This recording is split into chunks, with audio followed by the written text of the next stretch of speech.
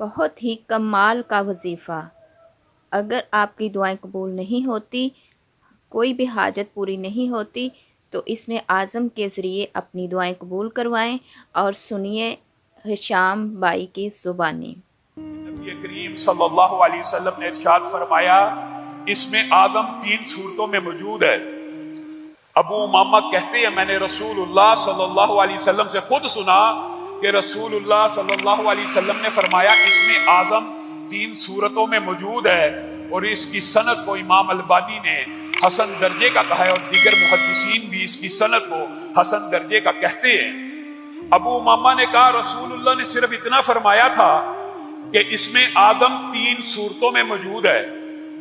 اور اس میں آدم کی جو فضیلت ہے آپ کے سامنے رکھی تھی کہ یہ ایک ایسا اسم ہے کہ جس کے واسطے سے اگر اللہ کو پکارا جائے تو اللہ رب العزت اس دعا کو، اس پکار کو ضرور سنتے ہیں۔ یعنی اللہ نے اپنے اوپر یہ واجب کیا ہوا ہے، جب بھی میرا کوئی بندہ اس میں آدم کا نام لے کر، اس میں آدم کے ذریعے سے مجھے پکارے گا، میں رب اس کی پکار کا جواب دوں گا۔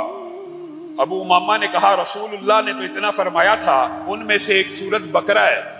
دوسری سورت آل عمران ہے، اور تیسری سورت طٰہٰ ہے۔ تو میں ابو امامہ نے جب سے یہ حدیث سنی، میں سورت بقرہ کو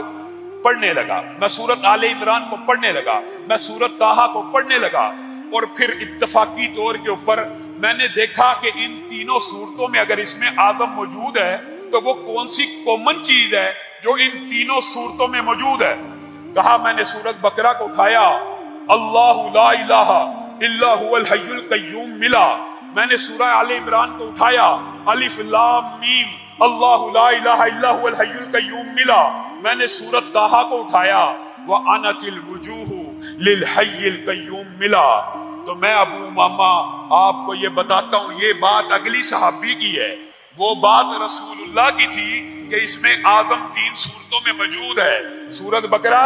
سورہ آل عمران اور سورت طٰہٰ میں۔ آگے صحابی کا اجتہاد ہے کہ میں نے وہ اس میں آدم جب تلاش کیا تو مجھے ان تینوں صورتوں میں سے یہ آیت مل گئی۔ اب جب انہوں نے یہ بات تابعین کو، تبع تابعین کو بتلا دی کہ وہ اس میں آدم جو تینوں صورتوں میں کومن نظر آتا ہے وہ الحی ہے، القیوم ہے، تو علماء نے یہاں سے استدلال کیا کہ بے شک ابو امامہ نے درست اجتہاد کیا، کیونکہ اس لفظ کے علاوہ، ان ناموں کے علاوہ کوئی اور ایسی چیز نہیں جو تینوں صورتوں میں کومن ہو۔ گویا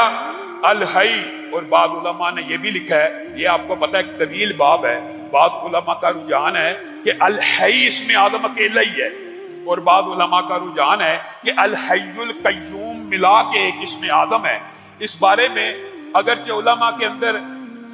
اجتہادی طور کے اندر اختلاف موجود ہے، بعض الحی کو مانتے ہیں اور بعض الحی القیوم کو مانتے ہیں، لیکن مجھے اور آپ کو کیا تکلیف ہے الحی اور القیوم کہنے میں کتنا ٹائم لگتا ہے؟ اگر ہم دونوں نام کہہ کے یا حی یا قیوم برحمتک استغیث کہہ لیں گے، اے حی اے قیوم اپنی رحمتوں کی بارش مجھ پہ برسا دے، تو مجھے اور آپ کو کتنا ٹائم لگ جائے گا؟